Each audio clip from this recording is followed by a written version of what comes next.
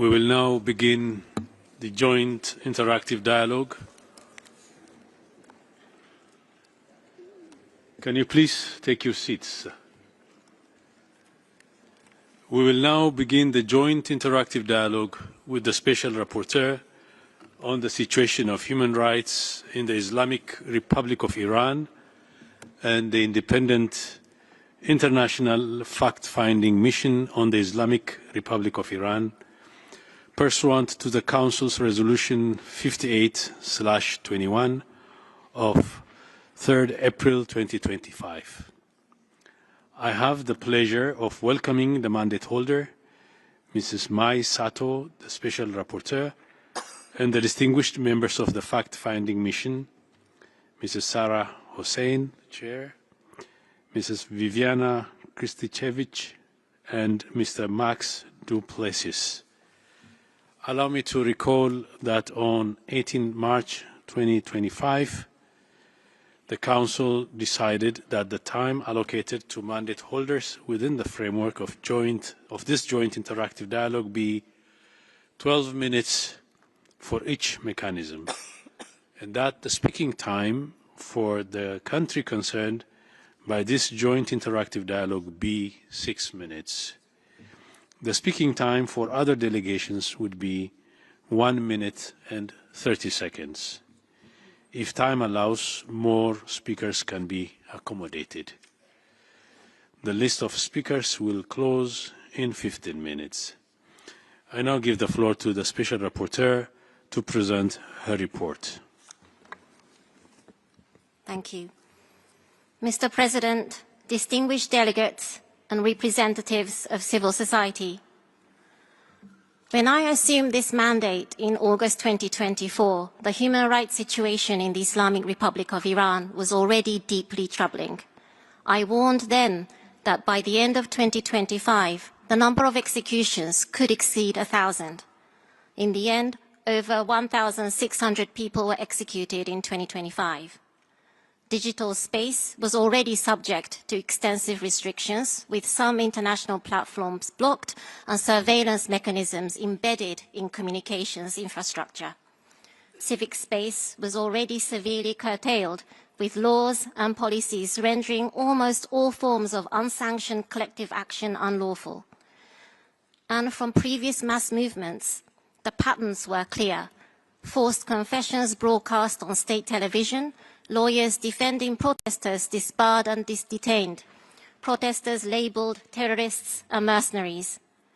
What distinguishes the most recent mass movement from violations long reported by this mandate is not so much the nature of the state's response, but the scale of both the mobilization and the repression it has provoked.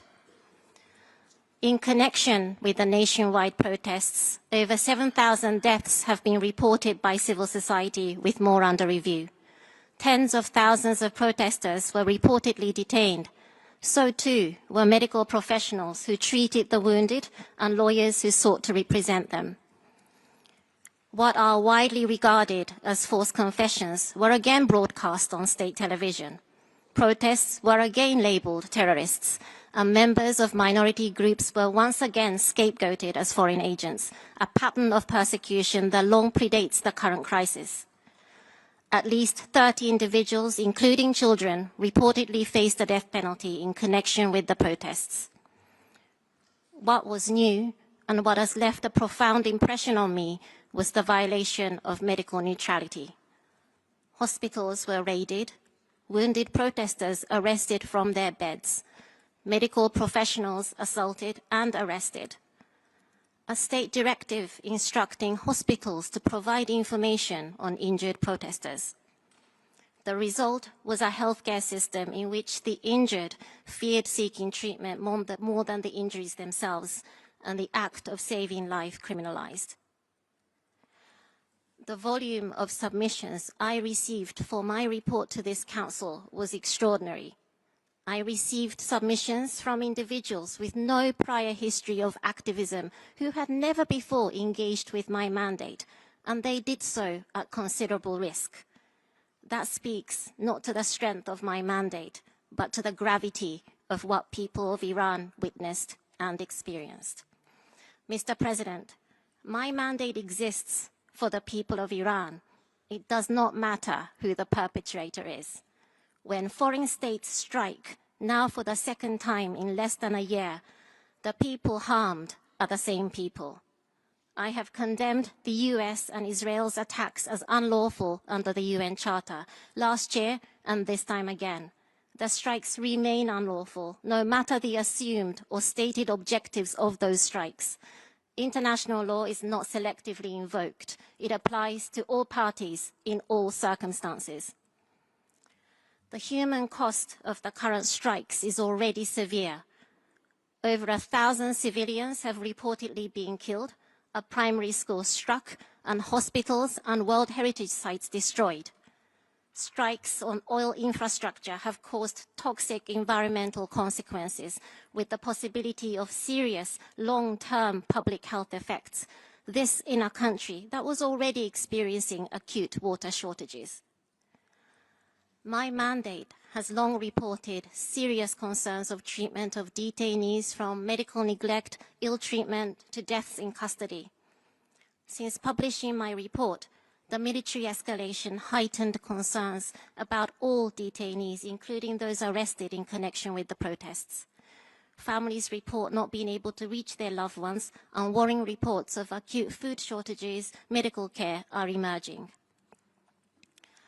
Today, 3 million people are temporarily displaced inside the Islamic Republic of Iran. The reported absence of functional air raid sirens and bomb shelters in many urban areas add to the concerns about basic civilian protection during hostilities. The internet shutdown imposed during the nationwide protests has been followed by a second in the wake of the military escalation, cutting people off from information and connectivity when they need it most. I am aware that the people in Iran cannot hear my words despite this session being live-streamed. The people of Iran have endured an astonishing accumulation of violence and loss. A military escalation followed by a crackdown, and then a nationwide protest met with lethal force and mass detention.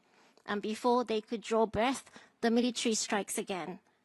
They have been killed, detained, displaced, and cut off from the world, caught between sanctions and relentless repression. There has been so much violence and so much death. Mr. President, if we put the people of Iran at the heart of any solution, the military escalation must stop and all parties must resume diplomatic dialogue immediately. Any path forward must be grounded in human rights, the will of the Iranian people, and full accountability for violations of international law by all parties. When the strikes stop, the international community must not look away from what happened in December and the long-standing grievances. The people of Iran continue to be united by a deep desire for a different future, calling for fundamental change. They exercise their right to self-determination. That must be the center of any solution. Thank you. Thank you. I now give the floor to the chair of the fact-finding mission to present the report of the fact-finding mission. You have the floor.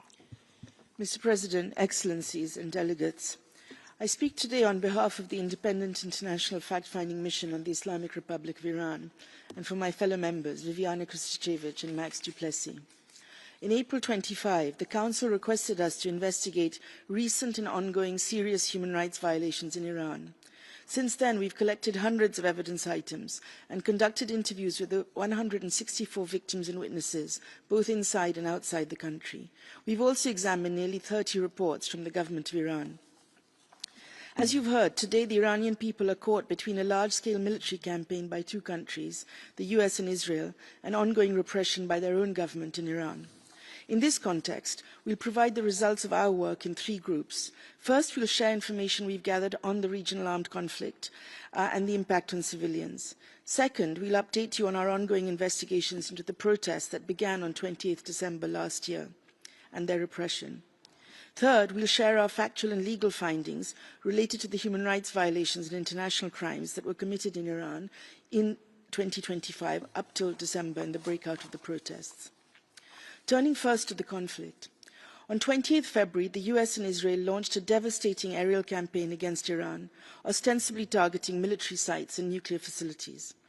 In almost 3 weeks, these strikes have resulted in mounting reports of civilian casualties, including of children. Hospitals, schools, cultural heritage sites, residential areas, multiple oil depots and a desalination plant have been struck, damaged and destroyed, resulting in severe harm to civilians.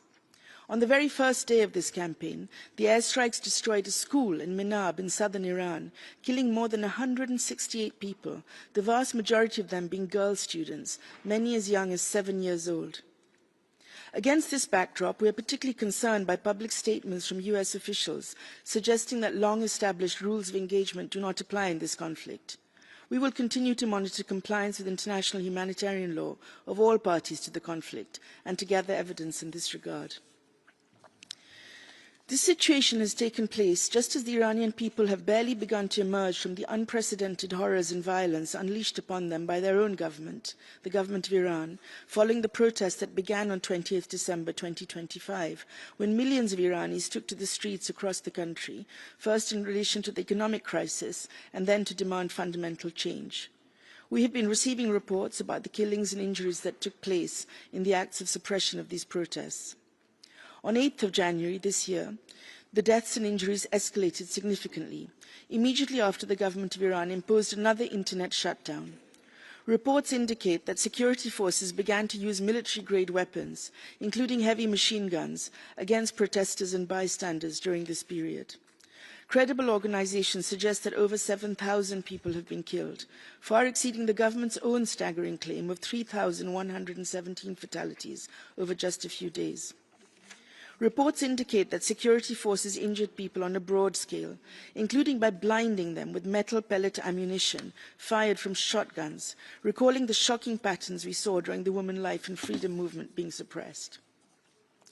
After the government crushed these protests, security forces carried out large-scale detentions, with credible information that more than 50,000 people were held. They included, as you've heard, doctors who were arrested simply for treating the injured. Victims continue to demand truth, justice and accountability for the violations that occurred during these recent protests and those that have occurred earlier. But we must be clear that justice cannot be delivered through war and can only be pursued through accountability measures grounded in the law. Mr. President, I will now move to the factual and legal findings set out in our mandated report, which concern the period from 18th March to 27th December of 2025.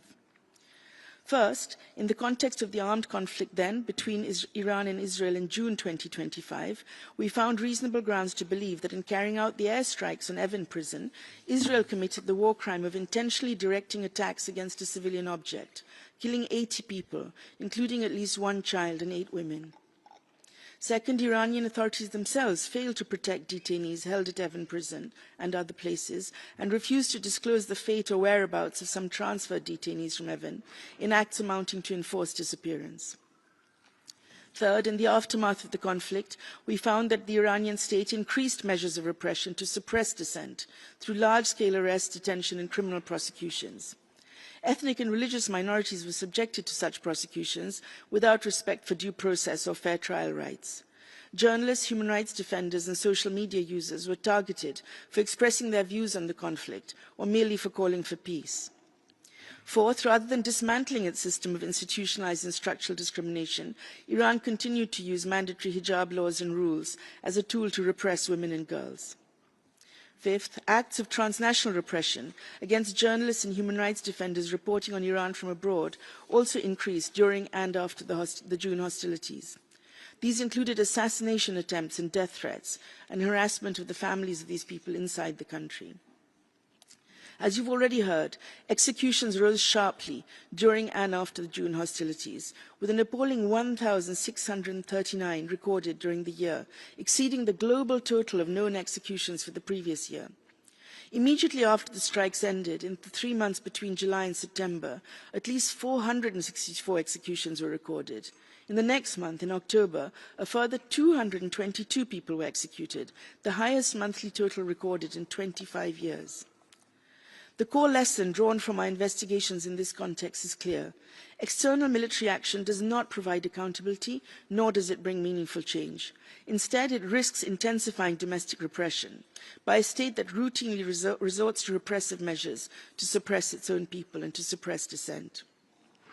We are deeply concerned that the current security situation may again, as in June 25, be used to escalate repression and to punish those who have dared to express dissent. Excellencies, given the systematic pattern of violations we've identified, practical transformative measures are required now. First, we call on all parties to urgently and unconditionally end hostilities. We call on the international community to de-escalate tensions and resume a credible and good faith dialogue on peace, human rights, justice, and equal and inclusive participation in political and public affairs. There's an urgent need to ensure full respect for international law to protect civilians and critical civilian infrastructure. Second, we call on Iran to cease intimidation, harassment and arbitrary detention and implement a moratorium on the use of the death penalty. Transformative change is urgently required, one that ensures the voices of all Iranians, including women, young people and minorities, can be expressed freely and without fear for their security, and that guarantees their ability to participate meaningfully in the public affairs of their country.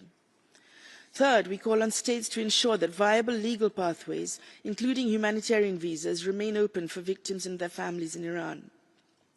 Acts of transnational repression should be investigated and those responsible prosecuted. Effective remedies and measures of protection for victims of such repression must be ensured. Fourth and finally, it is essential to preserve evidence of human rights violations and international crimes in the context we've described. There must be a firm commitment to pursuing justice and change through lawful accountability measures and not through violence. War cannot deliver the outcomes that truth, justice, due process and transformative reparations can achieve. I thank you. Thank you. In accordance with our practice, we will begin by hearing from the delegations of the countries concerned. I now give the floor to the distinguished representative of the Islamic Republic of Iran. You have a total of 6 minutes.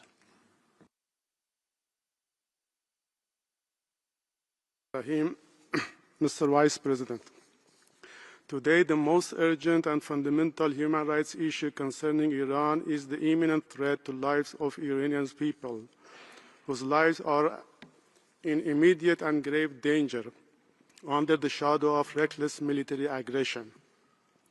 An aggression that is carried out by some of the most lawless and unscrupulous actors on the international stage and by individuals who demonstrate no restraint in killing civilians or in trampling upon the most basic and universally recognized human rights.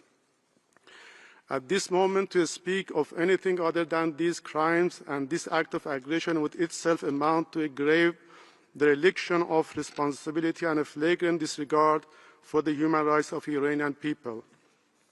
Today, the Human Rights Council and the Special Procedures mandate holders must speak unequivocally about the innocent children massacred at their school desks. This Council must raise its voice for the people whose millennia-old cultural heritage has been turned into a target of indiscriminate and unlawful attacks. It must also speak for residents forced to breathe air contaminated with toxic pollutants released as a direct consequence of these assaults. Mr. Vice President, for 15 years in this very Council, certain Western countries have persistently advanced unfounded and politically motivated allegations of human rights violations against Iran, thereby laying the groundwork for the very aggression that we are witnessing today. Minor and isolated issues in Iran were deliberately exaggerated and portrayed as grave and systematic violations in order to manufacture a pretext to normalize hostility against Iran. Through sustained political pressure and propaganda, Iran was gradually portrayed as a legitimate target.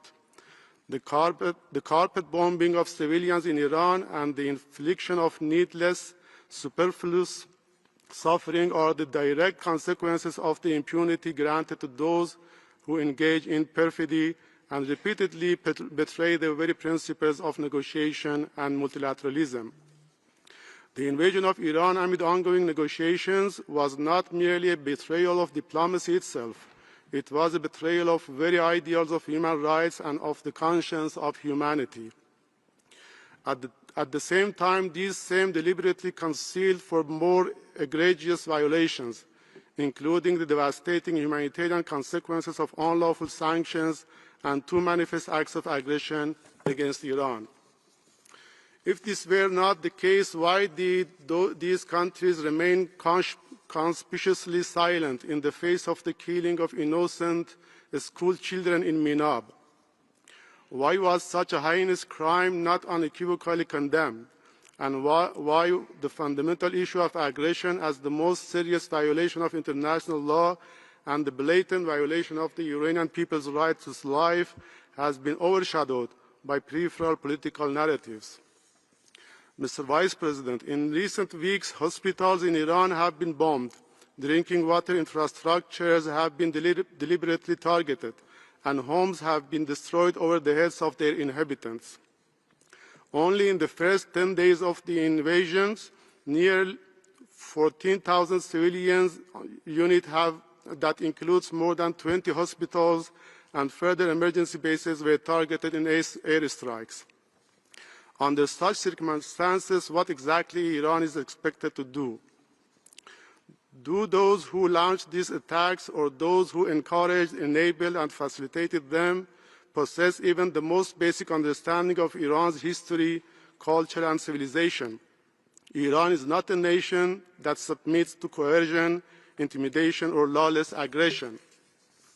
Today, in the face of the more than 1,300 innocent lives lost and over 7,000 people injured, including a 6-month-old baby struggling for his life, the international community must not remain silent.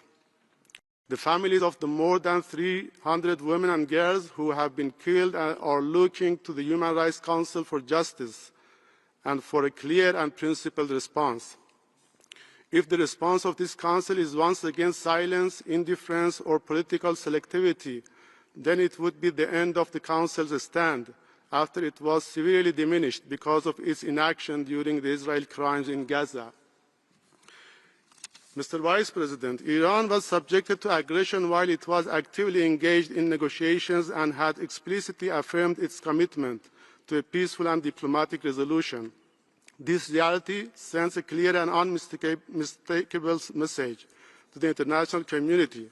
And the message is that if reckless militarism, the erosion of multilateralism, and the systematic disregard for genuine human rights are met with silence or indifference, Iran will most certainly not be the last country to suffer such treatment. Finally, I have to reaffirm Iran is resolute in defending its people, its sovereignty, and its territorial integrity. In the exercise of its inherent right of self-defense under international law, Iran will respond decisively to any act of aggression. I thank you.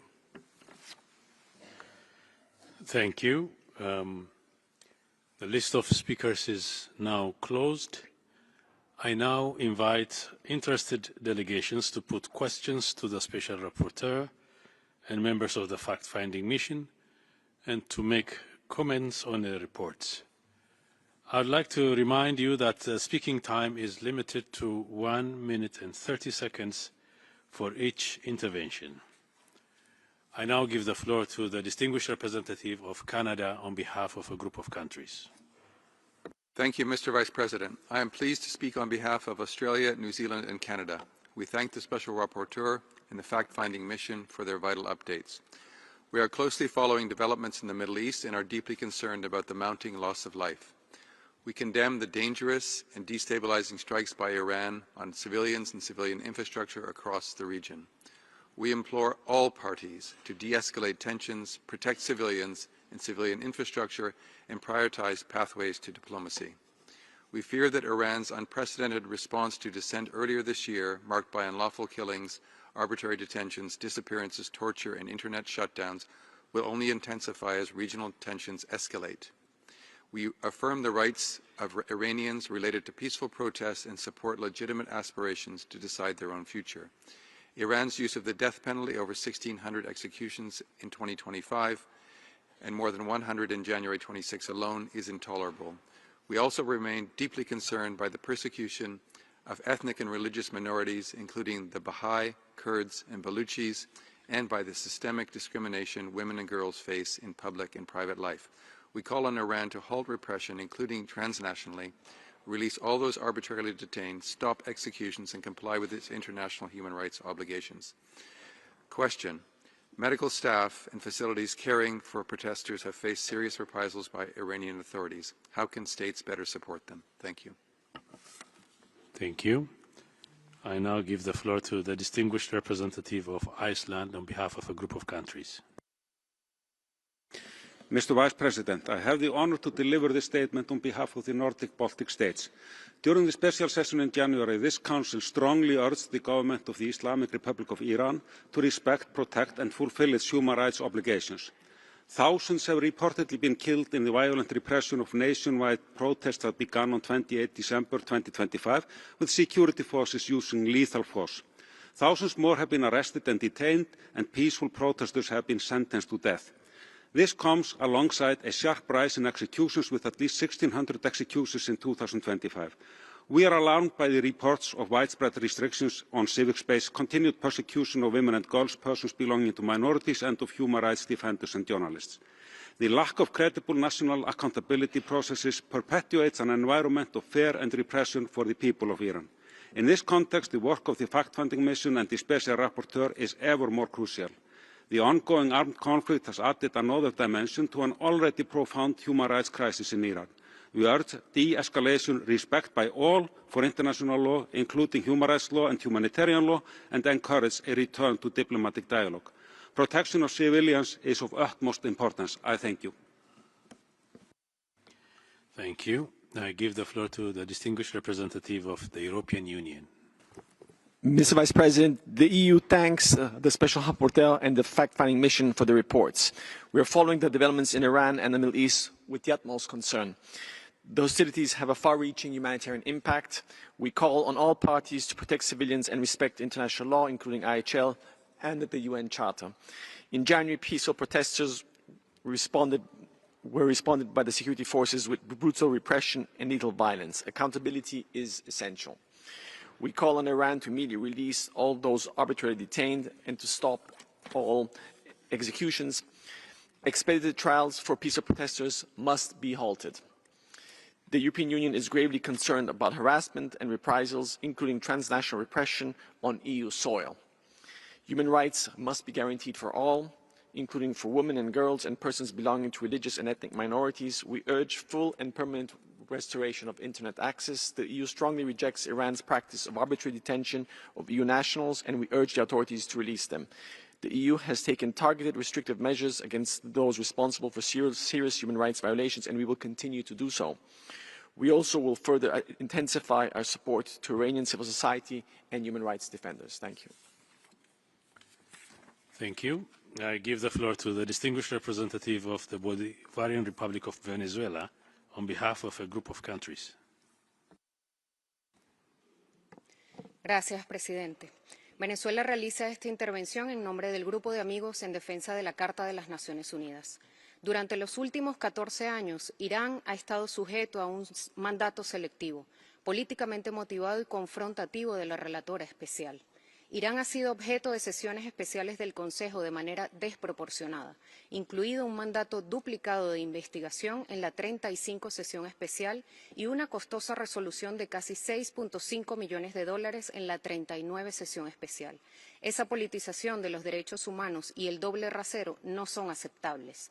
La imposición de medidas coercitivas unilaterales ha tenido un impacto profundo y adverso en los derechos humanos del pueblo iraní. Estas medidas han restringido el acceso a bienes esenciales y, además, han limitado la capacidad para diseñar, implementar y promover programas de desarrollo. Condenamos la imposición de medidas coercitivas unilaterales, así como las repetidas amenazas contra la integridad territorial y la soberanía de Irán. También condenamos la agresión militar contra Irán llevada a cabo en violación del derecho internacional por las fuerzas de Israel y sus aliados, que perturba gravemente la estabilidad regional y agrava la situación humanitaria y de seguridad. Reiteramos que la cooperación, el diálogo y la equidad constituyen las vías más eficaces para alcanzar los objetivos comunes. Muchas gracias. Thank you. I now give the floor to the distinguished representative of Bahrain on behalf of the Cooperation Council for the Arab States of the Gulf. شكرا سيد نائب الرئيس. تدين دول مجلس التعاون لدول الخليج العربية والمملكة الأردنية الهاشمية الهجمات التي قامت بها الجمهورية الإسلامية الإيرانية ضد أراضي دولنا، والتي استهدفت مناطق مدنية وبنى تحتية حيوية وشكلت مخاطر جسيمة على سلامة السكان المدنيين وعلى أمن واستقرار المنطقة. وتؤكد مجددا أن مثل هذه الهجمات التي تستهدف دول ثالثة غير طرف في أي نزاع تشكل انتهاكا واضحا لسيادة الدول وسلامة أراضيها، وتمثل خرقا للقانون الدولي ولا يمكن تبريرها تحت أي ذريعة. وفي هذا الصدد ترحب دولنا باعتماد قرار مجلس الأمن رقم 2817 برعاية 136 دولة الذي يدين بأشد العبارات الهجمات التي استهدفت دولنا ويدعو إلى وقف فوري لها. ترفض دولنا ما ورد في تقريري المقرر الخاص وبعث تقاصي الحقائب الدولية من توصيف لهذه الهجمات بأنها ضربات انتقامية، فضلا عن غياب أي إدانة واضحة لها. أن مثل هذه التوصيف يفتقر إلى أي أساس قانوني أو واقعي، ومن شأنه أن يصبح شرعية على أعمال عدوانية تعد غير مشروعة بكل وضوح بموجب القانون الدولي. من هذا المنطلق ندعو المقرر الخاص وبعث تقاصي الحقائب والآليات المعنية في المجلس إلى عكس الطبيعة الحقيقية لهذه الهجمات وإلى إدانة هذا العدوان غير المبرر بشكل صريح، كما تطالب دولنا إيران بالامتثال الكامل لقرار مجلس الأمن 2817. شكرا.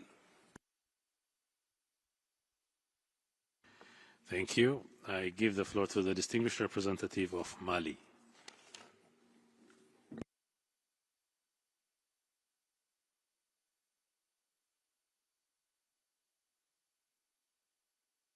Mali, are you absent or is it?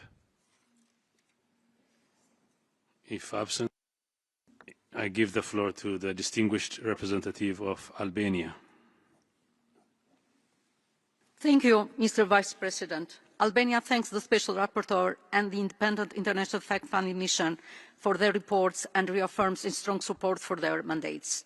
The findings presented today confirms a deeply alarming reality. The human rights situation in Iran continues to deteriorate at an unprecedented rate. We strongly condemn the excessive, disproportionate and lethal use of force by Iranian security forces against peaceful protesters. The targeting of civilians exercising their fundamental rights to freedom of expression, association and peaceful assembly constitutes a flagrant violation of international human rights law. Albania is particularly concerned about the widespread arbitrary arrests and detention. The persistent allegation of torture, enforced disappearance, incommunicado detention, ill treatment and forced confessions are extremely alarming. Mr. Vice President, these violations are evidence of a broader system of repression and impunity that has persisted for decades. The scale of gravity of the reported violations underscore the urgent need to ensure accountability and end impunity. Albania also condemns the attacks of Iran against the neighbouring country. Albania stands with Iranian people and supports their legitimate aspiration for dignity, freedom and full respect of their fundamental rights. I thank you. Thank you. I give the floor to the distinguished representative of the Dominican Republic. Gracias, señor vicepresidente. República Dominicana agradece la presentación de los informes.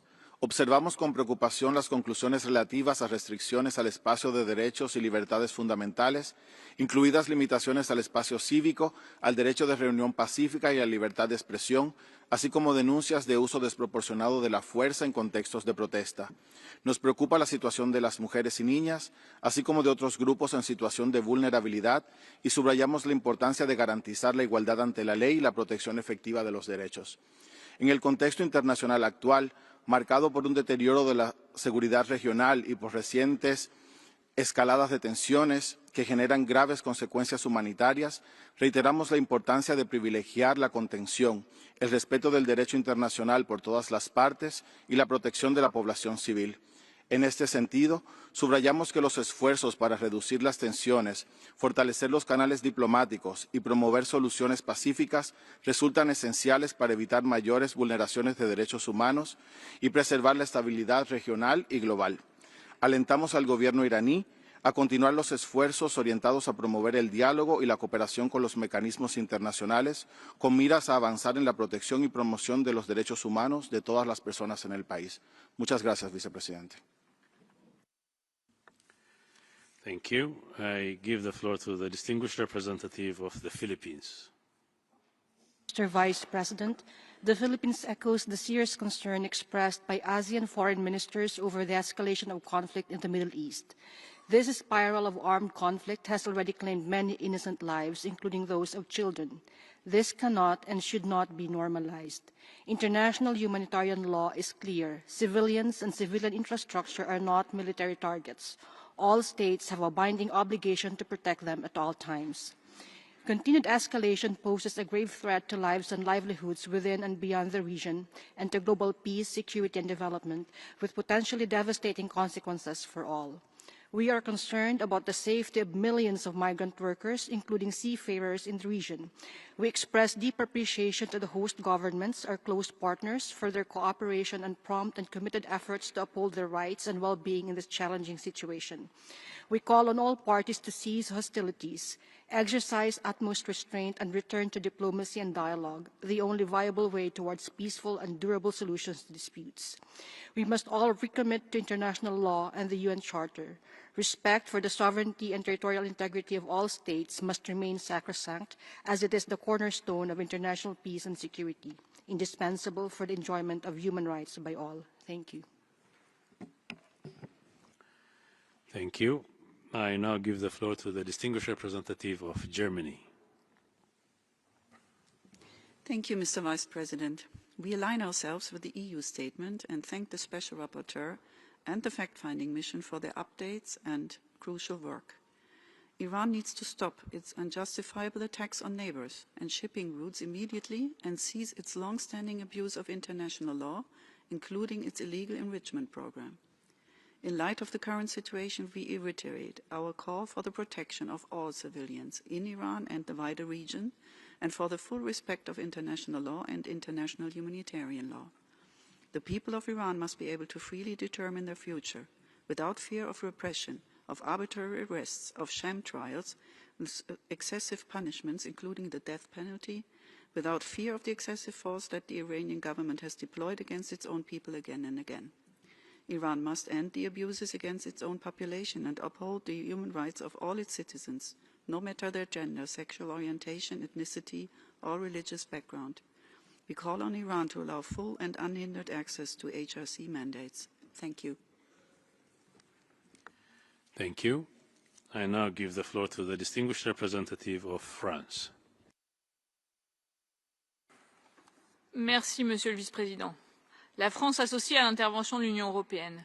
L'escalade au Moyen-Orient doit cesser. L'Iran porte une responsabilité première en jouant depuis des années un rôle déstabilisant pour la région, comme pour la paix et la sécurité internationale. La France se tient aux côtés du peuple iranien pour qu'il puisse retrouver la paix et accéder à une vie digne et libre. Une solution diplomatique durable est nécessaire pour mettre fin à la guerre et pour que l'Iran cesse d'être une menace pour ses voisins et pour l'ensemble de la communauté internationale. La France a soutenu le renouvellement des mandats de votre mission d'établissement des faits et de rapporteur spécial, indispensable pour continuer de documenter et recueillir les preuves des violations des droits de l'homme commises par le régime iranien, et en particulier la répression brutale en janvier dernier des manifestations pacifiques des Iraniennes et des Iraniens qui ne réclamaient que l'exercice de leurs droits. Nous réaffirmons notre soutien et notre solidarité avec nos partenaires de la région, injustement ciblés par des frappes iraniennes, et rappelons que la protection des populations civiles est une priorité absolue, conformément au droit international humanitaire. Au Conseil de sécurité, la France a soutenu et coparrainé la résolution 2817 qui appelle l'Iran à cesser ses frappes indiscriminées contre les pays de la région et demande le respect de la liberté de navigation dans le détroit d'Ormuz. Je vous remercie. Thank you. I now give the floor to the distinguished representative of Belgium. Thank you, Mr. Vice President. Belgium aligns itself with the EU statement and thanks the Special Rapporteur and the fact-finding mission for their reports. Decades of systemic repression by the Iranian authorities have indeed led to a catastrophic human rights situation, with many of the violations committed by the government amounting to crimes against humanity. We condemn them in the strongest terms. We urge the authorities to immediately stop silencing this dissent and shielding perpetrators from responsibility and instead release all persons arbitrarily detained, establish a moratorium on executions and the internet shutdowns, and ensure accountability for victims and their families. The recent escalation of hostilities is further exacerbating the human rights situation. We call for immediate de-escalation, renewed efforts towards a credible political solution and full respect for international law. Iran must comply with Security Council Resolution 2817. IHL prohibits targeted or indiscriminate attacks on civilian infrastructure. All incidents must be investigated, including the reported bombing of a girls' school in Minab. Special Rapporteur, members of the FFM, we urge Iran to cooperate with your mandates. How can the international community most effectively support your work at this critical moment? I thank you. Thank you. I give the floor to the distinguished representative of the Bolivarian Republic of Venezuela. Gracias, presidente. La República Bolivariana de Venezuela expresa su profunda preocupación por la reciente sesión especial sobre la República Islámica de Irán, en la que bajo un clima de evidente politización y doble rasero se procedió a la renovación de mandatos impuestos que carecen de legitimidad, consenso y consentimiento por parte del Estado concernido. Reiteramos que los mecanismos que no cuentan con la anuencia del Estado concernido, lejos de fomentar un diálogo genuino, se convierten en herramientas de hostigamiento y presión geopolítica. Estos mandatos ignoran deliberadamente la realidad del pueblo de Irán, así como el impacto devastador de las ilegales medidas coercitivas unilaterales que atentan contra su derecho al desarrollo. Venezuela rechaza enérgicamente la instrumentalización de este Consejo para promover agendas de cambio de régimen mediante narrativas sesgadas y parcializadas.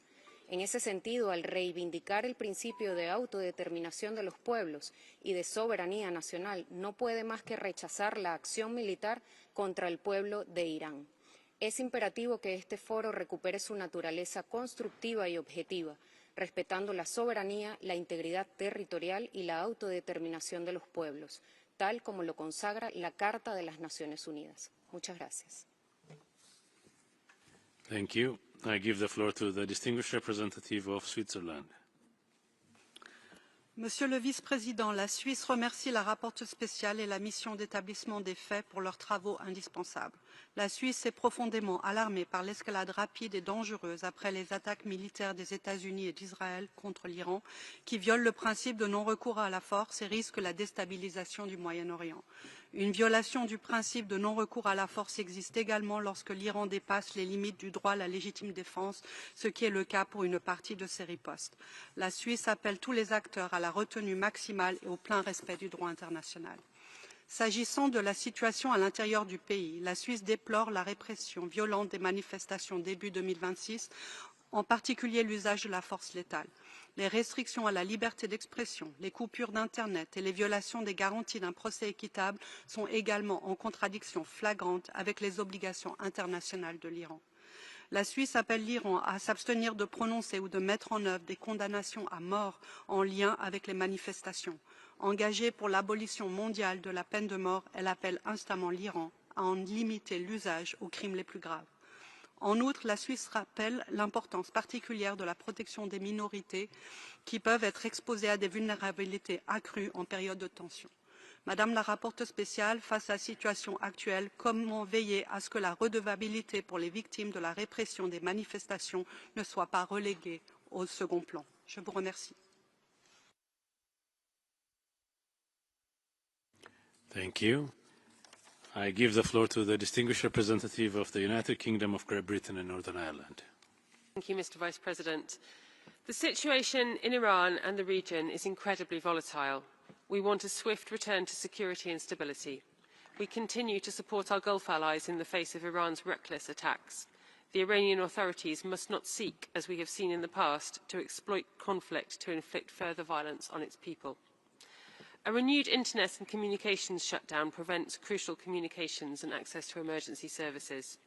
As we saw in January, when the shutdown coincided with the most intense period of lethal force, Iranian authorities turn off internet access to cover up human rights violations.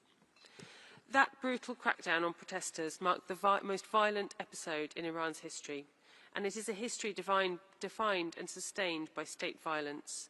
Many thousands were killed. Thousands more were detained or disappeared. The full picture is not yet clear, which is why our support for evidence collection and accountability remains steadfast.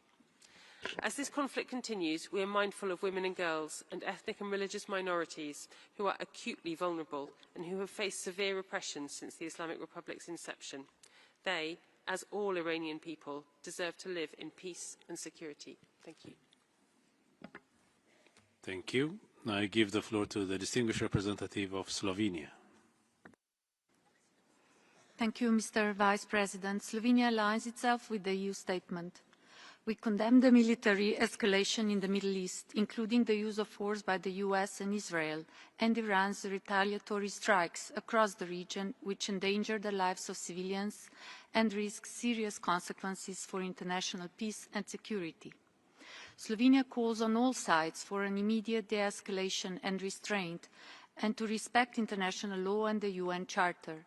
We are afraid that the current conflict sets a dangerous modus operandi, further undermining the international order based on international law and respect for human rights.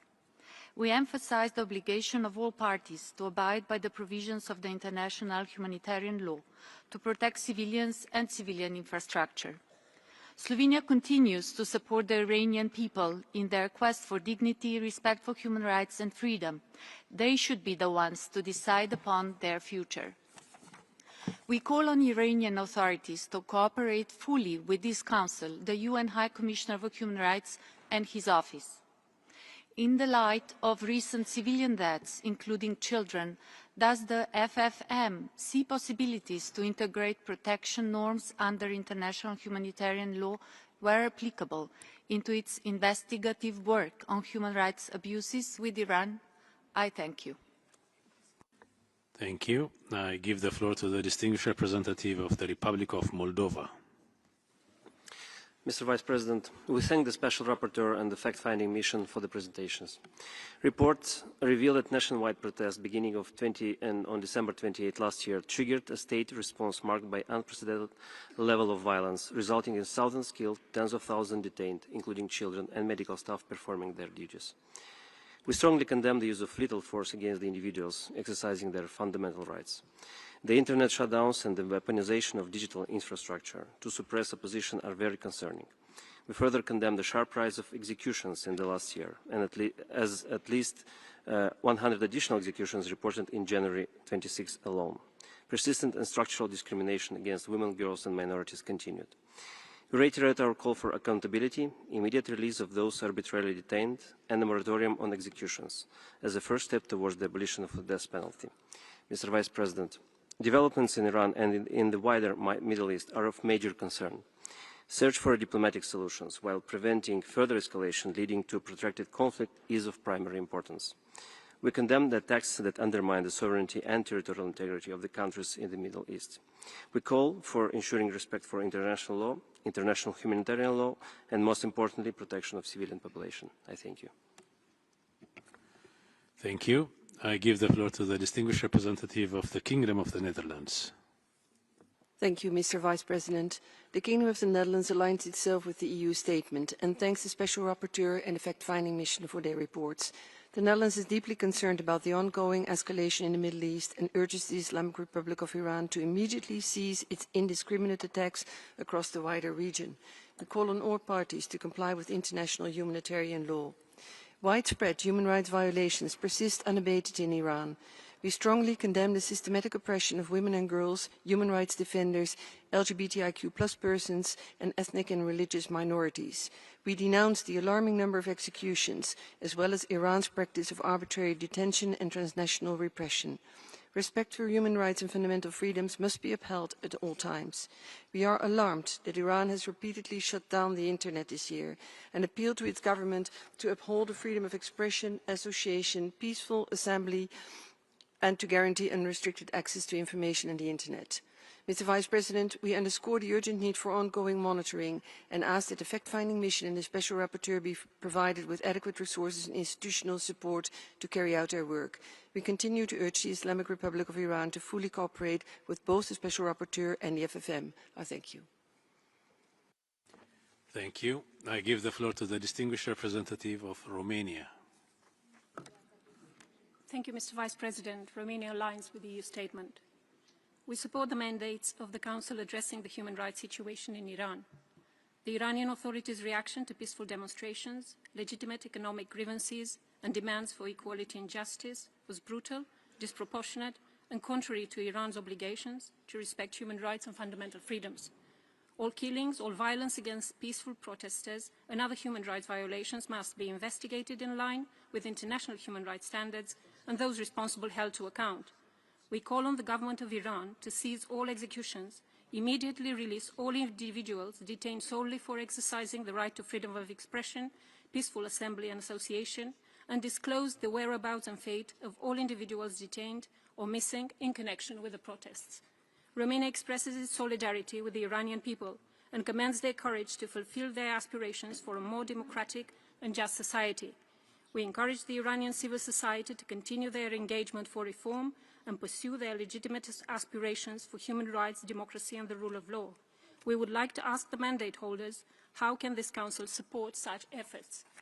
Last but not least, we stand in solidarity with our partners in the region, targeted by Iranian attacks, which profoundly affected regional stability and security. I thank you, Mr. Vice President. Thank you. I give the floor to the distinguished representative of Italy. Thank you, Mr. Vice President. Italy aligns itself with the EU statement.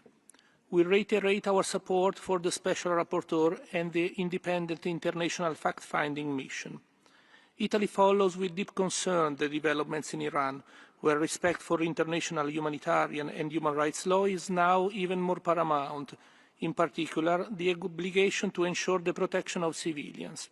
We express our solidarity with the Iranian people in this terrible moment, who are already suffering as the human rights situation in the country continued to sharply deteriorate. Italy has long been deeply concerned about the systemic restriction on freedom of expression, persistent impunity and structural discrimination, particularly against women, girls and minorities. We urge once again the Iranian authorities to ensure accountability for human rights violations following the January protests, release of those arbitrarily detained, and guarantee fair trials. We condemn the sharp rise in executions and call upon Iran to establish a moratorium on the death penalty. Madam Special Rapporteur, how can independent monitoring and reliable reporting on the use of death penalty be ensured in absence of official data? I thank you. Thank you. I now give the floor to the distinguished representative of Burkina Faso. Merci, Monsieur le Président. Le Burkina Faso prend note des rapports du rapporteur spécial de la mission d'établissement des faits. Cette session du Conseil intervient dans un contexte international particulièrement préoccupant, marqué par une escalade de tensions et par des actions militaires israélo-américaines intervenues depuis le 28 février 2026 contre la République islamique d'Iran, ainsi que par les réactions qu'elles ont suscitées. Ces développements ont entraîné des pertes en vies humaines et d'importantes destructions d'infrastructures civiles. Il souligne une fois de plus la nécessité impérieuse de préserver l'ordre juridique international et de renforcer le respect des principes fondamentaux consacrés par la Charte des Nations Unies. À cet égard, ma délégation tient à rappeler que le respect de la souveraineté des États, de leur intégrité territoriale et du principe de non-ingérence dans les affaires intérieures constitue le socle indispensable des relations internationales pacifiques et équilibrées. Le Burkina Faso demeure profondément attaché à la promotion et à la protection des droits de l'homme dans leur universalité et leur indivisibilité.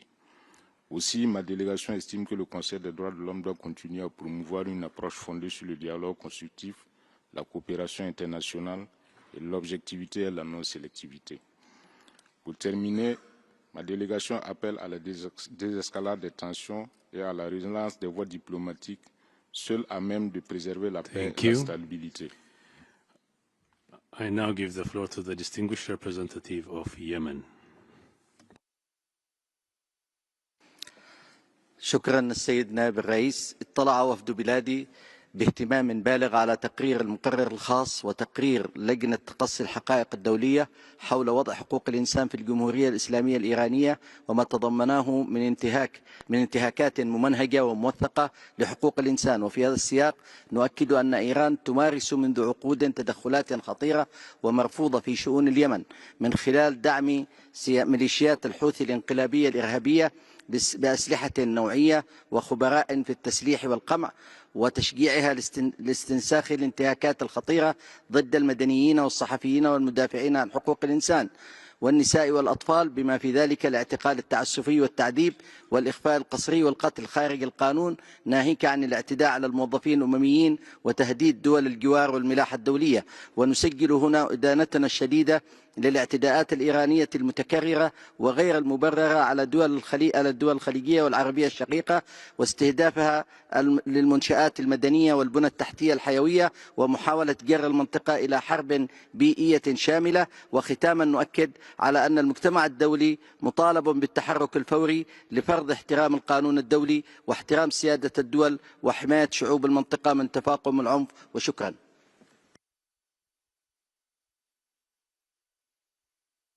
Thank you. I now give the floor to the distinguished representative of Japan. Thank you, Mr. Vice President. I thank the Special Rapporteur and the FFM for the continued efforts to address the situation. The peace and stability of the Middle East is of utmost importance to Japan. As a country that respects fundamental values and principles such as freedom, democracy, human rights, and the rule of law, Japan will continue to make all necessary diplomatic efforts in coordination with the international community to bring about an early de-escalation of the situation in the Islamic Republic of Iran. Japan opposes any use of force against peaceful protests and attacks on civic space in the country. We urge Iran to uphold the human rights of all individuals, in particular the right to freedom of expression, including freedom to seek, receive, and impart information, and the right to freedom of peaceful assembly and association without fear of reprisal or intimidation. Japan remains open to dialogue with Iran to further exchange views on efforts to improve its human rights situations, including through a bilateral human rights dialogue. I thank you, Mr. President. Thank you. I now give the floor to the distinguished representative of Austria.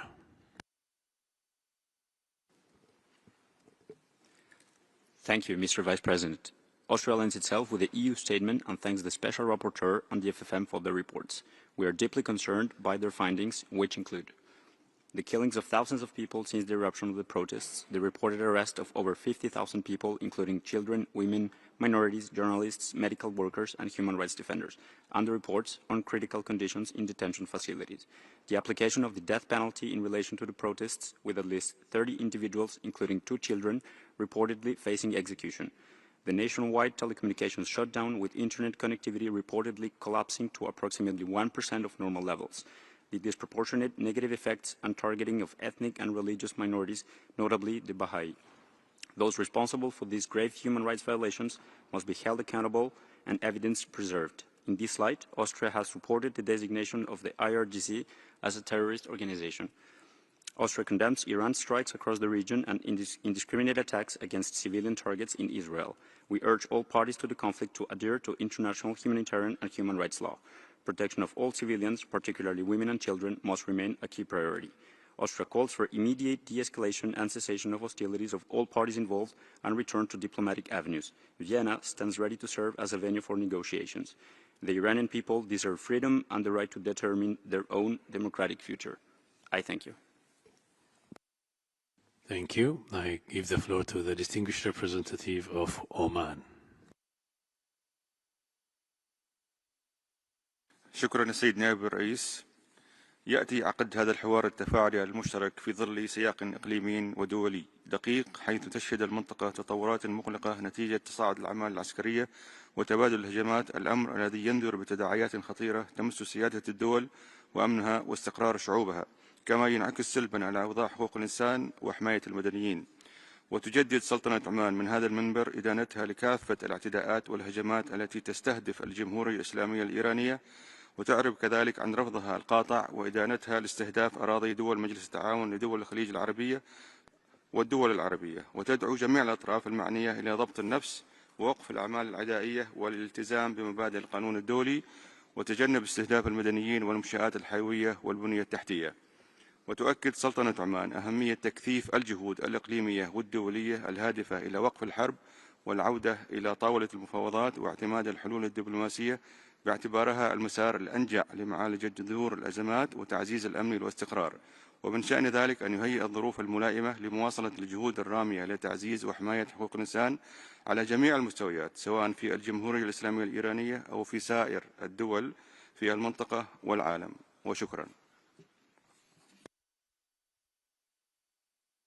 Thank you. I give the floor to the distinguished representative of Argentina. Señor vicepresidente, el informe presentado ante este Consejo describe una realidad que no se puede ignorar. Documenta ejecuciones, detenciones arbitrarias y una represión violenta contra ciudadanos que ejercían un derecho elemental, el derecho a expresar sus ideas y reclamar libertad. Estamos hablando de incidentes aislados, estamos hablando de vidas humanas, de hombres y mujeres que salieron a las calles con palabras, con esperanza, con dignidad y encontraron balas. El informe habla de la muerte de innumerables ciudadanos a manos de las mismas autoridades que debían protegerlos, y cada una de esas muertes nos interpela, porque esos ciudadanos no eran enemigos del Estado, eran su propio pueblo, no eran agitadores, eran hijos, hijas, madres y padres. Y hoy debemos decirlo con claridad ante este Consejo, esas vidas no fueron en vano. Se trata de verdaderos héroes, héroes porque cuando miles de ciudadanos están dispuestos a entregar su propia vida, la tragedia se convierte en un testimonio inmenso de la dignidad humana. Héroes también porque comprendieron que para el ser humano hay algo más valioso que el petróleo, más valioso que el oro o que el dinero, más valioso que cualquier riqueza material. Héroes porque la historia ha demostrado una y otra vez que ese valor tiene una fuerza que ningún ejército ni la represión más dura nunca ha logrado derrotar. Héroes porque comprendieron y nos enseñaron que en lo más alto está el valor de la libertad. Muchas gracias, señor vicepresidente. Thank you. I give the floor to the distinguished representative of Sri Lanka. Mr. Vice President, we reiterate our principled position against country-specific initiatives introduced without taking into consideration the overall circumstances. Mr. Vice President, Sri Lanka is deeply concerned by the rapidly escalating situation in the Middle East and West Asia, which poses a direct threat to the civilian population. We are saddened by the tragic loss of civilian life and condemn any attacks against civilians and civilian infrastructure. Sri Lanka underscores the protection of civilians on all sides is a fundamental obligation under international humanitarian law. We stand firmly in our commitment to the sanctity of human life and upholding global peace. Sri Lanka reiterates the need to respect the principles and purposes of the UN Charter, which prohibit the use of force against the territorial integrity or the political independence of any state.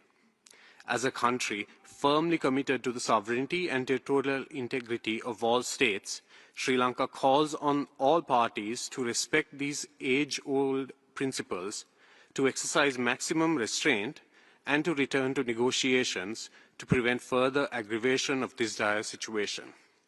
We urge all parties to engage in meaningful dialogue and take decisive action to further de-escalate tensions, given the serious threat posed to stability, peace, security in the region and beyond. Thank you, Mr. Vice President. Thank you. I now give the floor to the distinguished representative of Belarus. Спасибо, господин заместитель председателя. Проведение в СПЧ дискуссии по ситуации с правами человека в Иране на фоне отсутствия реакции Совета на неспровоцированную вооруженную агрессию против этой страны повлекшую масштабные жертвы среди мирного населения, включая детей, это не только двойные стандарты. Это глубочайшая деградация гуманности и уважения права на жизнь. Многие годы права человека использовались как предлог для санкционного прессинга на Иран, нанесения ущерба усилиям правительства по укреплению социальных и экономических прав населения. Вместо диалога и сотрудничества, осуждения односторонних принудительных мер, в СПЧ принимались неконсенсусные резолюции и множились политизированные механизмы по Ирану для продвижения интересов их инициаторов. Эти механизмы игнорировали позицию государства, не желали признавать очевидные различия между мирными протестами и противоправными экстремистскими действиями. За неудавшимися попытками дестабилизировать Иран и сменить власть через подпитываемые извне протесты последовала вооруженная агрессия, ужасающие последствия которой для мирного населения всего региона очевидны и продолжают возрастать. Требуется скорейшая деэскалация конфликта, который несет человеческие жертвы и разрушения по всему региону. Благодарю. Thank you. I now give the floor to the distinguished representative of Malta. Thank you, Mr. Vice President. Malta aligns itself with the statement by the European Union and thanks the Special Rapporteur and the fact-finding mission for their reports. Special Rapporteur, your report presents a stark picture of violations targeting persons exercising their right of peaceful protest that include violations of medical neutrality. The citizens of Iran were also forced to endure days of internet and communications shutdown, arbitrary arrests, and severe crackdowns by security forces. We call on Iran to immediately release all persons detained for exercising their basic human rights. The fact-finding mission report paints a converging picture of systematic state action intended to suppress basic freedoms. Of particular concern is the application of the death penalty on dubious charges and without due process. Women and girls continue to face severe harassment as rules on wearing a hijab were strictly enforced, as well as labelling non-conformists as enemies. Your determination that threats to women's right to life is a foreseeable outcome of a legal system that fundamentally discriminates against women and girls is shocking. We call upon Iran to implement its human rights obligations without delay. I thank you. Thank you. I now give the floor to the distinguished representative of Liechtenstein.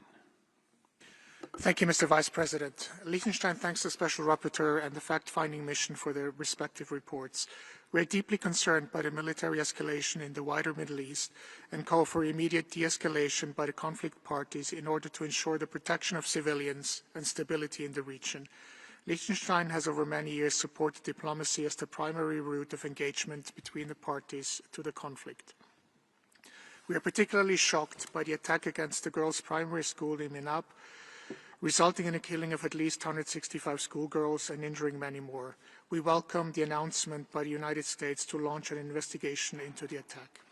Mr. Vice President, we continue to be gravely concerned about the human rights situation in Iran, particularly the crackdown of the protests that began in late December, resulting in the death of thousands of persons, including children, and many more arbitrarily detained. We deplore the sharp rise of executions, the serious and ongoing human rights violations, the severe restrictions of fundamental freedoms, the persistent impunity, and the lack of cooperation by the Iranian authorities with your mandates. The attacks by the Iranian authorities against their own civilian population amount to crimes against humanity, and the perpetrators need to be held accountable. The people of Iran deserve to freely determine their political future in accordance with their right to self-determination. I thank you. Thank you. I now give the floor to the distinguished representative of Czechia. Mr. Vice President, the Czech Republic aligns itself with the EU statement and thanks the Special Rapporteur and the fact-finding mission for their reports. The repeated use of lethal force against peaceful protesters, widespread internet shutdown during periods of unrest, and the absence of accountability point to long-standing systematic violations of human rights. We are alarmed by the high number of people killed during the January protests and by the widespread arbitrary detention of individuals who peacefully expressed legitimate grievances. Reports of their forced confessions, along with deliberate obstruction of access to information, further exacerbate the crisis. The Czech Republic urges the Iranian authorities to immediately halt the use of force, release all those detained for exercising their fundamental rights, and restore unrestricted access to Internet. We urge Iran to meet its international human rights obligations and to take credible steps toward justice and protection of fundamental freedoms. We reaffirm our solidarity with the people of Iran and encourage the authorities to cooperate fully with this Council, including by granting unhindered access to both mandates. Madam Special Rapporteur, members of the FFM, considering the systemic patterns you have documented, what would be the most effective measures this Council could take to support and protect those at risk in Iran? I thank you. Thank you. I now give the floor to the distinguished representative of the Democratic People's Republic of Korea. Thank you, Mr. Vice President. For 15 years, the Islamic Republic of Iran has been subjected to a selective, politically motivated and confrontational country-specific mandate within the Human Rights Council. The so-called fact-finding mission was established through a hostile process during the 35th special session of the Council, following intensive lobbying and political maneuvering by a number of Western countries. The reports produced under this mandate are compiled in an unprofessional manner and reflect the political objectives of some Western countries, which have a pattern of using self-efficient human rights mechanisms to conceal their ulterior motives.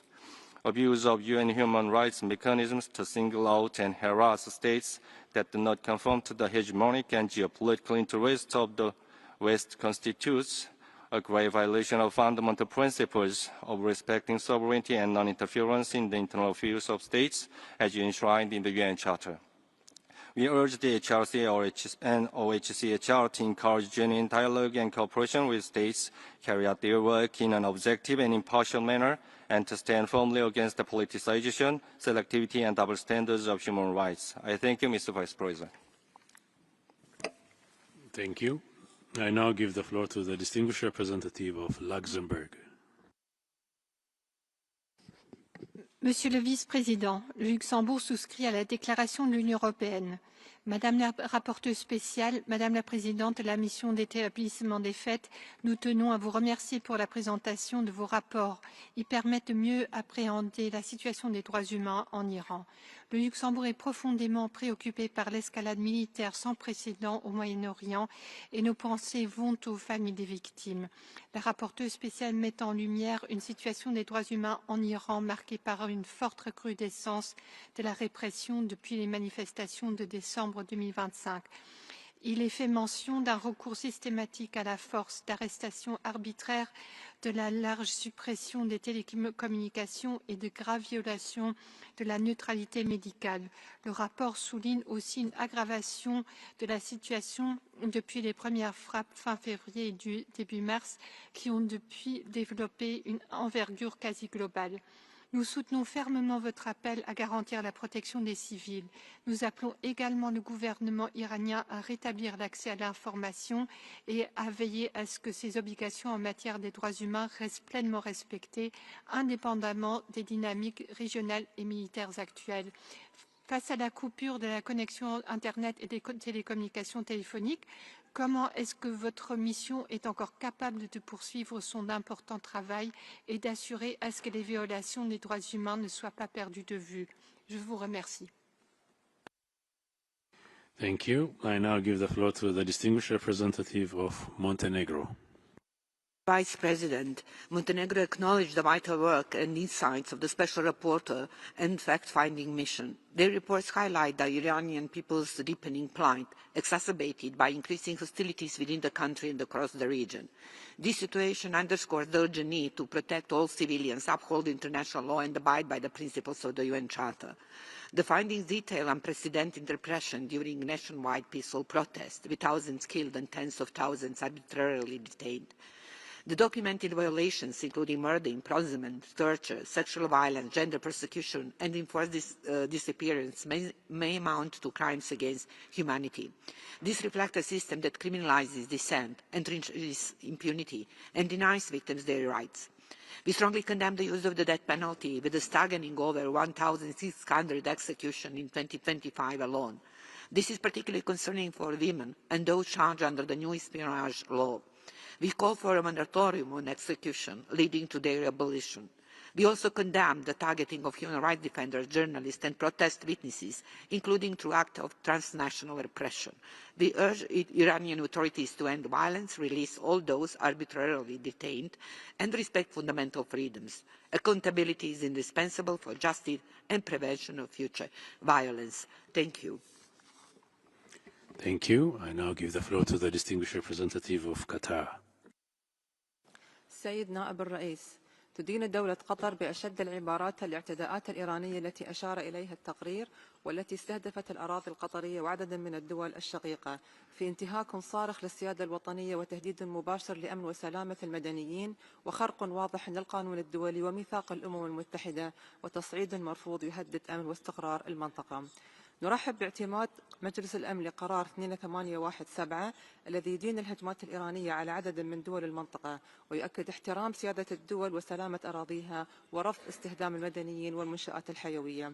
إن استهداف دولة ليست طرفا في النزاع ولم تسمح باستخدام أراضيها أو أجوائها في الأعمال القتالية يمثل انتهاكا خطيرا للقانون الدولي ويؤثر سلبا على السلم والأمن الدوليين والتمتع بالحقوق الأساسية وفي مقدمتها الحق في الحياة والتعليم والصحة والأمن والتنمية.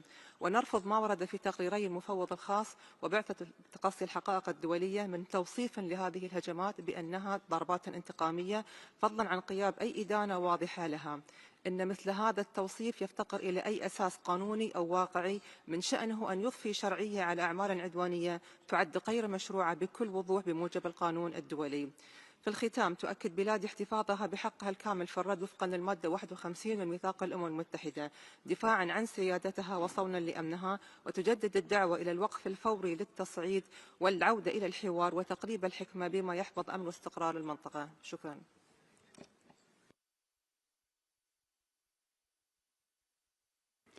Thank you. I now give the floor to the distinguished representative of Spain. Gracias, señor vicepresidente. España se suma a la declaración de la Unión Europea y agradece los informes presentados. Ante la gravedad de los acontecimientos a los que asistimos, consideramos doblemente importante el diálogo que está teniendo lugar hoy, porque este Consejo debe defender el derecho internacional en todas las circunstancias con igual intensidad. España sigue con gran preocupación la grave situación de derechos humanos en Irán, el aumento en la aplicación de la pena de muerte y la restricción de las libertades civiles y la persecución de todas las minorías que los informes documentan. La represión ejercida por las autoridades iraníes contra los manifestantes pacíficos a inicios de año, así como las detenciones arbitrarias y las sentencias sumarias de ejecuciones de estos manifestantes, son gravísimas violaciones del derecho internacional de los derechos humanos. Tampoco consideramos aceptables las restricciones a las comunicaciones y nos alarma el uso de los hospitales y servicios médicos como un instrumento de represión y control. España también condena enérgicamente la violencia y represión ejercida en Irán contra las mujeres, cuyos derechos fundamentales son violados de manera sistemática y cuyas protestas han sido violentamente silenciadas. Irán es el país de Masha Amini, no lo olvidamos, y también de las niñas víctimas del bombardeo de la escuela de Minab. Ante la guerra, España rechaza las acciones unilaterales de Estados Unidos e Israel.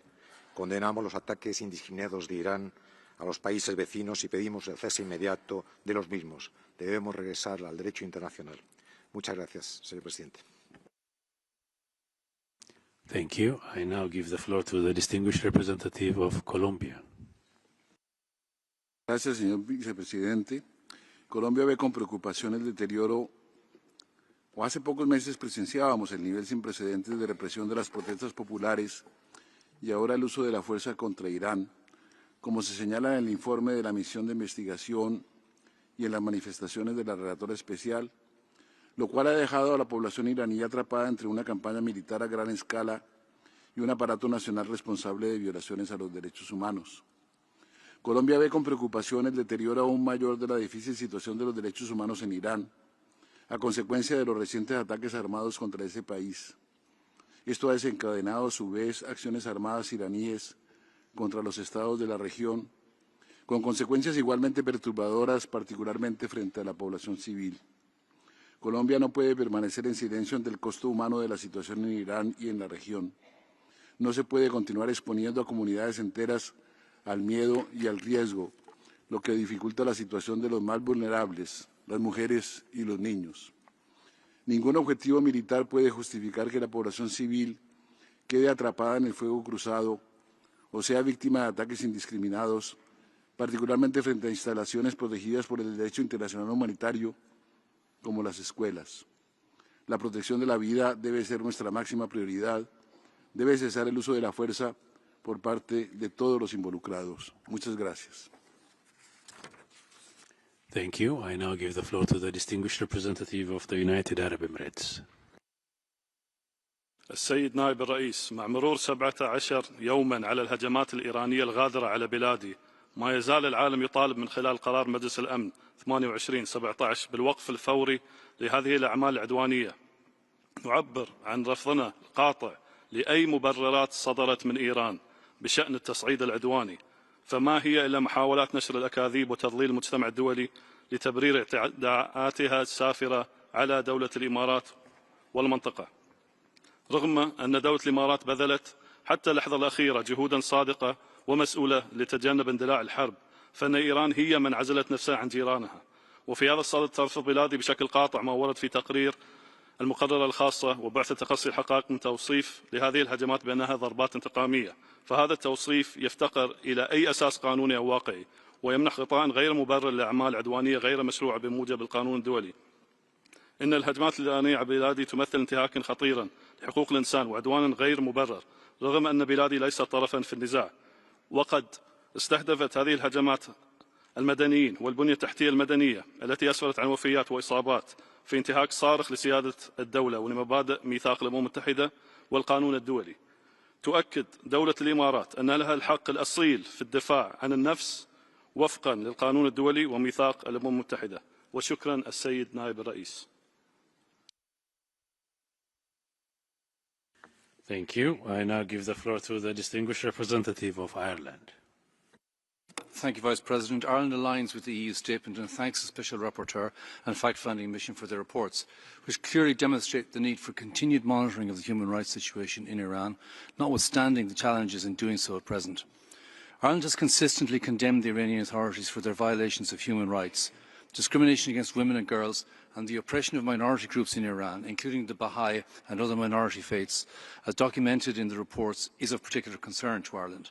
The continued and extensive use of the death penalty in Iran should cease immediately. Ireland reiterates its condemnation of the recent brutal repression of protesters, including the reported deaths of at least 7,000 Iranians and the arbitrary detention of tens of thousands. Iranians should be free to express their views without the fear of violence. Ireland calls on the Iranian authorities to halt all violence, suspend executions and release those who have been detained. Vice President, Ireland recalls that all parties in any conflict must meet their obligations in full under international law, including international humanitarian law. Civilians and civilian infrastructure must not be targeted and must be protected. Special Rapporteur, what is your assessment of the potential to strengthen monitoring of the human rights situation in Iran, given the challenges that obtain? Thank you.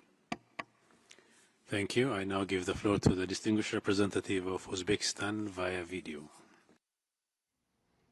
Thank you, Chair. The delegation of Uzbekistan notes our country's commitment to an open and respectful dialogue with United Nations human rights mechanisms, as well as to constructive engagement with all member states. We believe it is important that discussions of human rights issues within the Human Rights Council be conducted in a spirit of objectivity, mutual respect, and impartiality.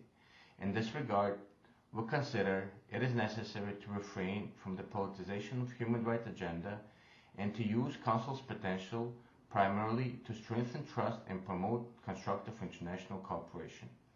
Uzbekistan firmly supports the settlement of any agreements and disputes exclusively through peaceful means on the basis of norms and principles of international law and the Charter of the United Nations. We emphasize the unwavering commitment of Uzbekistan to the principles of the sovereign equality of the states, respect for their independence and territorial integrity, and the non-use of force or threat of force in the international relations as enshrined in the Charter of the United Nations. I thank you. Thank you. I now give the floor to the distinguished representative of Ukraine. Mr. Vice President, Ukraine thanks the Special Rapporteur and the fact-finding mission for their important work in documenting widespread, systematic and persistent human rights violations in Iran. The Iranian authorities, which have been mocking the Iranian people for decades, has launched a large-scale policy of violence against its own people and other countries. This includes massive human rights violations within the country, support for militants who have brought chaos to other countries in the region, and direct military support for the aggressor state of Russia in its unprovoked war of aggression against Ukraine. We remember and will never forget the strikes of thousands of shaheeds on our peaceful cities and people. Such cooperation between Moscow and Tehran results in a gross violation of international law and undermines global efforts to restore peace and stability. We confirm the unchanged position of our state. We support the Iranian people and their legitimate desire to live in security, freedom and prosperity. We therefore call on Iran to cease its involvement in Russia's war crimes, uphold its international obligations, and grant full, unrestricted access to the UN Human Rights Special Procedures mandate holders, and fully cooperate with the independent international fact-finding mission. I thank you. Thank you. I now give the floor to the distinguished representative of Zimbabwe. Vice President, Zimbabwe is worried by the continued politicization of the Human Rights Council and the use of double standards. The current situation in Iran calls for condemnation, yet the Council has remained mum when the territorial integrity of Iran is being violated and civilian infrastructure and innocent people being targeted. We reaffirm our unwavering commitment to the principles enshrined in the Charter of the United Nations, including respect for sovereignty, territorial integrity, and political independence of states, and the fundamental principle of non-interference in the internal affairs of all countries. Iran has remained steadfast in its commitment to effectively address the social and economic needs of its citizens in safeguarding the human rights of its people through continued cooperation with the Human Rights Council and other human rights mechanisms. The continuation of the fact-finding mission without the consent of the government of Iran is not only costly but counterproductive in terms of encouraging and supporting the country to effectively meet its human rights obligation. We urge the Council to pursue a path of constructive dialogue and cooperation with the government of Iran. I thank you. Thank you. I now give the floor to the distinguished representative of Cuba. Señor Vicepresidente, Cuba reitera su rechazo a los mandatos punitivos y parcializados que se establecen contra la voluntad del Estado concernido, como es el caso de Irán, y que han demostrado por años ser inefectivos en la promoción y protección de los derechos humanos. Esos mecanismos injerencistas que se imponen año tras año contra determinados países, que siempre son del sur, en lugar de contribuir a la causa de los derechos humanos, se convierten en un obstáculo para el diálogo respetuoso y la cooperación genuina. Cuba condena firmemente la agresión de los Estados Unidos e Israel contra Irán. Abogamos por el respeto al derecho internacional, la soberanía e integridad territorial de Irán y de todas las naciones de la región, y el cese de los actos que ocasionan daños humanos y a la infraestructura civil de Irán y los Estados árabes. Reiteramos el llamado a preservar el principio de buena vecindad, la moderación y el diálogo en este delicado momento. Las medidas coercitivas unilaterales impuestas desde hace décadas han afectado la vida del pueblo iraní y violan sus derechos humanos. Cuba reitera su rechazo a esas medidas y demanda su eliminación. Seguiremos abogando por la promoción de los derechos humanos en cualquier país sobre la base del diálogo y la cooperación basados en la imparcialidad, el respeto y la no injerencia. Muchas gracias. Thank you. I now give the floor to the distinguished representative of Chile. Gracias, señor vicepresidente. Chile agradece los informes del relator especial y de la Misión Internacional Independiente de Investigación. Sus conclusiones reflejan la gravedad de la situación de derechos humanos en la República Islámica de Irán y el profundo impacto humano que continúa generando. Los informes documentan hechos profundamente preocupantes.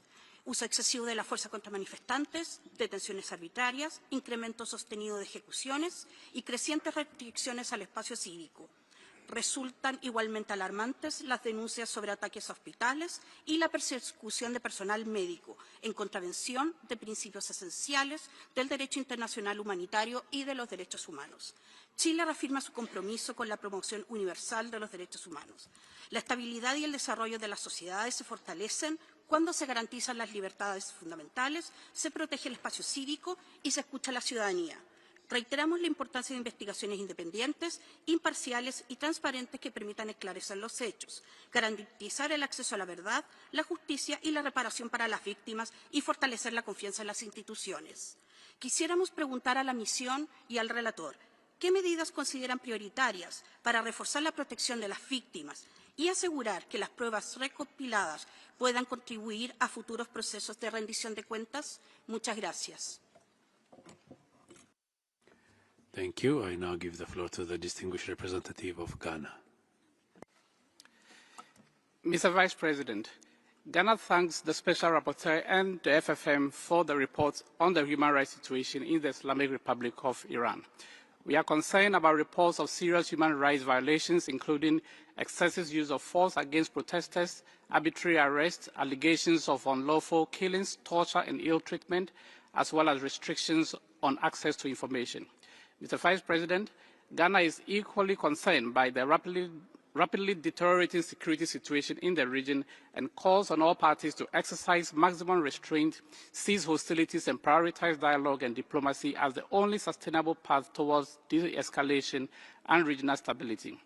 We call on all states to fulfill their obligations under international human rights law, including the protection of the rights to life, peaceful assembly, freedom of expression, and protection of civilians and civilian infrastructure. We further encourage constructive engagement between the government of Iran and the FFM and Special Rapporteur. We also call on Iran to facilitate access to the country. Ghana remains committed to supporting dialogue, accountability, and the protection of human rights of all people. I thank you. Thank you. I now give the floor to the distinguished representative of Sudan. شكرا السيد نائب الرئيس. كدولة عانت وتعاني من تبعات وآثار النزاعات وتدرك تماما آلامها، ننتهز هذه السانحة للدعوة لتهدئة المواجهات في الخليج والشرق الأوسط والعودة إلى طاولة التفاوض وحل النزاع الجاري بالسبل السلمية والقانون الدولي، فكل نقاط الاختلاف قابلة للحل. إن هذا النزاع الذي يجري في واحدة من أكثر المناطق حساسية في العالم سيلقي بتبعات سلبية على كل السلم والأمن الدوليين وعلى الاقتصاد وعلى التمتع بحقوق الإنسان إقليميا ودوليا. ندعو مجلس الأمن للاطلاع بمسؤولياته وحل النزاع وفق مرجعيات القانون الدولي، ونشير إلى خطورة توسيع دائرة المواجهات، كما ندعو إلى الالتزام بمعايير القانون الدولي الإنساني والامتناع عن استهداف الأعيان المدنية. لقد أخذنا علما بمحتويات التقريرين المقدمين وما جاء فيهما من ملاحظات وتوصيات، ونشجع إيران على مواصلة مجهوداتها في مجالات ترقية وحماية حقوق الإنسان، بما في ذلك في جوانب الإصلاح القانوني وحماية الفئات الأضعف وتقديم الخدمات الاجتماعية وحماية الحيز المدني. شكرا السيد نائب الرئيس. Thank you. I now give the floor to the distinguished representative of Greece. Thank you, Mr. Vice President. Greece aligns itself with the EU statement and thanks the SR and the FFM for their reports. We are deeply concerned by the continued deterioration of the human rights situation in Iran. The unprecedented violence against peaceful protesters since 28 December 2025, resulting in thousands of civilian deaths, is shocking and unacceptable. Reports of accelerated trials and severe penalties, including the death penalty against protesters, are equally alarming and further silence legitimate voices. Religious and ethnic minorities continue to face discrimination, arbitrary detention, and unfair trials, while women and girls experience persistent structural inequalities. Restrictions on communications and internet access further aggravate the situation by limiting the free flow of information and hindering independent scrutiny. Credible investigations and accountability for those responsible are essential. Greece supports international efforts to document abuses in the work of civil society and human rights defenders operating under extremely difficult conditions. Greece also condemns Iranian strikes against neighboring countries and stresses the need for maximum restraint, de-escalation, and full respect for international law. Lasting solutions can only be achieved through dialogue that addresses legitimate concerns, reduces the risk of further violence, and paves the way for a peaceful and dignified future for the Iranian people, while safeguarding international security. I thank you. Thank you. I now give the floor to the distinguished representative of Afghanistan. Thank you, Mr. Vice President. We express our profound concern and condemn the recent aggressions and military strikes against Iran and the expansion of the war in the GCC regions and beyond, which is a clear breach of international law. Such aggressions undermines the UN Charter, the principles of sovereign equality, the prohibition on the use of force, and the peaceful settlement of disputes. We recall that even in moments of crisis, all parties remain bound by international humanitarian law and international human rights law, including the obligation to protect civilians and civilian objects at all times. There can be no justification for deliberate or indiscriminate attacks on schools, hospitals, or other essential civilian infrastructure. Mr. Vice President, we also express concern that this escalation further endangers refugees and migrants from Afghanistan and Iran who already face forced returns, insecurity, and protection risk. We reaffirm that force cannot be substituted for diplomacy and urge all parties to exercise restraint, return to meaningful negotiation, and uphold the UN Charter, international humanitarian law, and international human rights law. I thank you. Thank you. I now give the floor to the distinguished representative of Eritrea. Thank you, Mr. Vice President. Today's session is being held on the backdrop of the tragic developments unfolding in the Middle East and blatant violations of the UN Charter and international law, including the core objectives of protecting and promoting human rights and humanitarian law. While categorically condemning all attacks against civilians and civilian infrastructure, as well as the use of force against the territorial integrity or political independence of any state, we urge for the immediate cessation of hostilities. We express our deepest sympathy and solidarity for the loss of all innocent civilians killed by the military attacks, including the young schoolgirls in Minab. Last year, the mandate under consideration had undergone through an unusual renewal procedure, followed by a special session earlier this year, further complicating the mandate that has already been highly politicized. In this dialogue, we would like to focus on the decisions that would emerge from this Council. It is essential that the Council exercises sensible judgment and upholds a strong moral responsibility and avoid divisive approaches in its decision-making. Selectively targeting certain states that are already facing multiple politically driven pressures risks deepening divisions.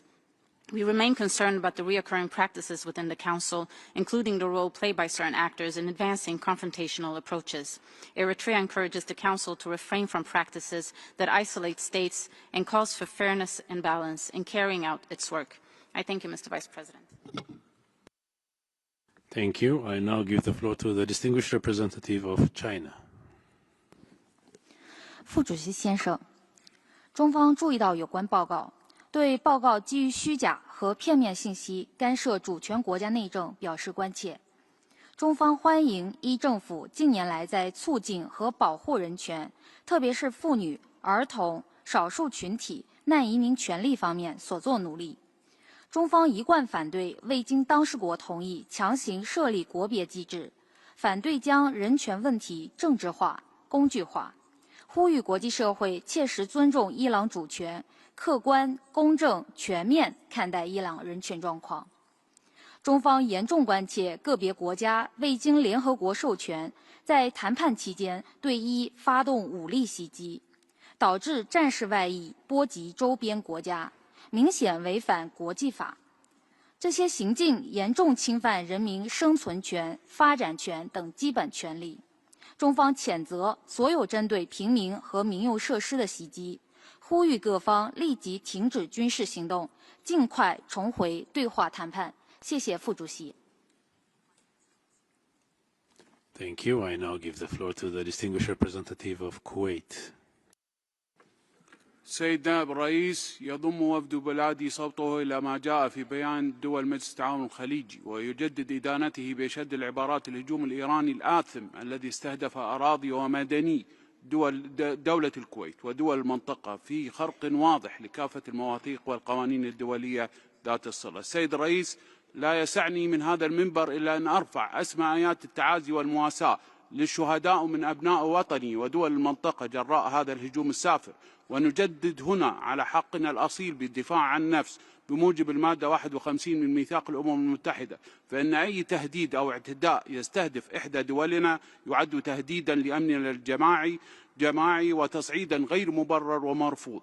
السيد الرئيس، اعتمد مجلس الأمن قراره رقم 2817 تأكيدا للجريمة التي تقوم بها إيران ضد دول المنطقة، والذي أدان فيها بأشد العبارات الهجمات الإيرانية عليها، وأكد على احترام سيادة الدول ورفض استهداف المدنيين. السيد الرئيس، ترفض بلادي ما جاء في تقرير المقرر الخاص وبعثة تقصي الحقائق الدولية بوصف الهجمات الإيرانية بأنها ضربات انتقامية في غياب تام عن أي إدانة واضحة لها، والذي من شأنه أن يضفي شرعية لهذه الأعمال العدائية غير المبررة وغير المشروعة. شكرا سيد الرئيس.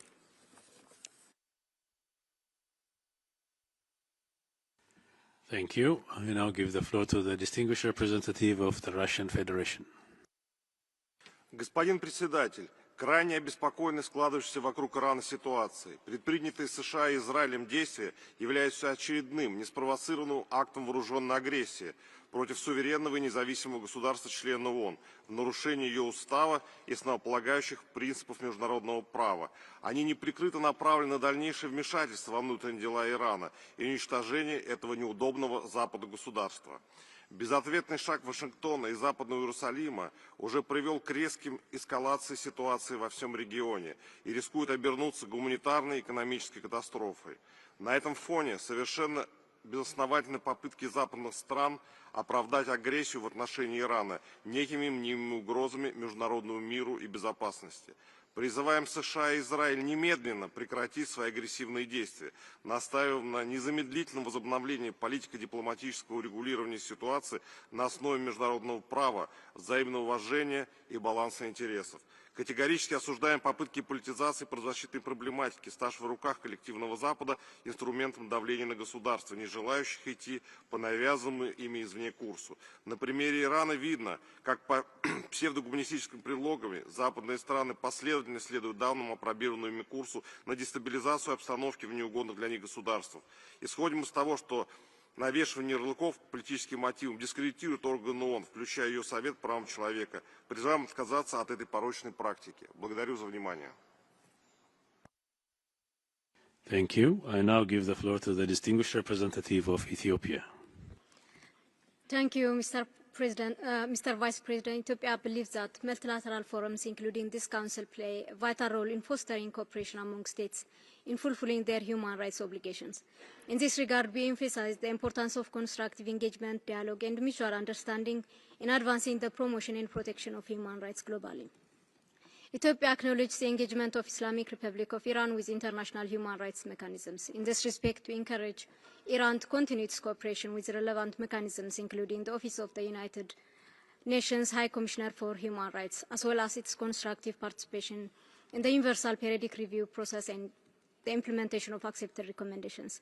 Ethiopia remains firmly committed to the principle of universality, objectivity, and non-selectivity in the work of this Council. In closing, Ethiopia underscores that enhanced cooperation with the states, support for nationally led initiatives, and the promotion of constructive dialogue, technical assistance, and capacity building undertaken with the consent of the concerned state are essential for sustainable promotion and protection of human rights. I thank you, Mr. Vice President. Thank you. I now give the floor to the distinguished representative of Malaysia. Thank you, Mr. Vice President. Malaysia thanks the Special Rapporteur and the Independent International Fact-Finding Mission for their continued work. Malaysia remains deeply concerned by reports of attacks on civilian infrastructures, including the strikes on the girls' schools in Minang. Attacks on schools are particularly alarming and must be unequivocally condemned. schools are civilian objects and must never become targets of violence. The protection of civilians, especially children, must remain paramount at all times. Educational institutions represent more than physical infrastructure. They are essential spaces that safeguard children's right to education and their future. When schools are damaged or destroyed, the consequences extend far beyond the immediate loss of life, undermining stability, recovery, and the long-term well-being of affected communities. Malaysia therefore underscores the importance of full respect for international law, including international humanitarian law, particularly the principles of distinction and protection of civilian objects. In this regard, Malaysia encourages the Special Rapporteur and the Independent International Fact-Finding Mission to closely examine allegations of attacks against civilian infrastructure and their implications for the enjoyment of human rights, particularly the rights of children, and to ensure that the findings are duly reflected in its forthcoming report. Accountability and credible documentation remain essential to ensuring protection for civilians, including children, and preventing further violations of human rights. Thank you. Thank you. I now give the floor to the distinguished representative of Niger.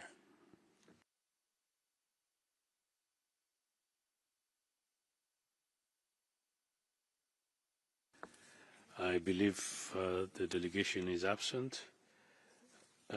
This is the last speaker on the list.